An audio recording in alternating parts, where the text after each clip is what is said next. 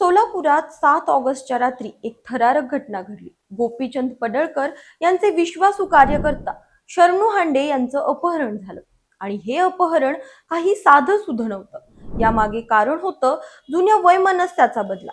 काही महिन्यांपूर्वी झालेल्या मारहाणीच्या रागातून हे सगळं घडल्याचं सांगितलं जात आहे। अपहरणाचा थरार रात्री 10 वाजेच्या सुमारास उघडकीस आला आणि सोलापूर पोलिसांनी तात्काळ कारवाई करत आरोपी अमित सुरवसे आणि त्याच्या साथीदारांना ताब्यात घेतलं। पण इथेच गोष्ट संपली नाही, तर खरा रंग तेव्हा चढला जेव्हा शरणू हांडे यांनी आपली आपबीती सांगितली। नमस्कार, मी अंजली आपलं स्वागत करते पोलखोल मध्ये।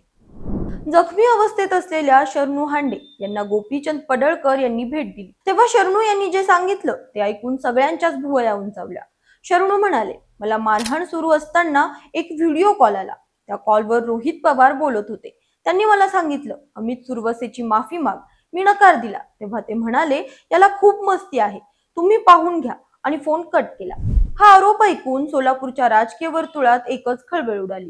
नंतर 10 ते 15 मिनिटांनी त्या कॉलवर त्यांना माझ्या जखमा दाखवल्या गेल्या। मला माफी मागायला सांगितली, पण मी माफी मागितली नाही। तेव्हा रोहित पवारांनी अमितला सांगितलं, याला बघून घ्या। या सगळ्या प्रकरणाने सोलापूरचं राजकीय वातावरण चांगलंच तापलं आहे। एकीकडे गोपीचंद पडळकर यांनी आपल्या कार्यकर्त्यांच्या पाठीशी खंबीरपणे उभं राहण्याचा निर्णय घेतला आहे, तर दुसरीकडे रोहित पवारांवर झालेले गंभीर आरोप काय वळण घेणार हे पाहणं औत्सुक्याचं ठरणार आहे। सोलापूर पोलिसांनी अमित सुरवसे आणि त्याच्या साथीदारांना ताब्यात घेतलं असलं तरी या प्रकरणात अजून किती खुलासे होणार आणि या सगळ्याचा राजकीय परिणाम काय होणार हे प्रश्न सध्या सोलापूरकरांच्या मनात घोळत आहेत। ही घटना संपूर्ण महाराष्ट्रात चर्चेचा विषय ठरली आहे। काहींना वाटतंय हा राजकीय वैमनस्याचा परिणाम आहे। आता पोलिसांचा तपास काय उघड करतो आणि या आरोप प्रत्यारोपांचा निकाल काय लागतो याकडे सगळ्यांचं लक्ष लागलं आहे।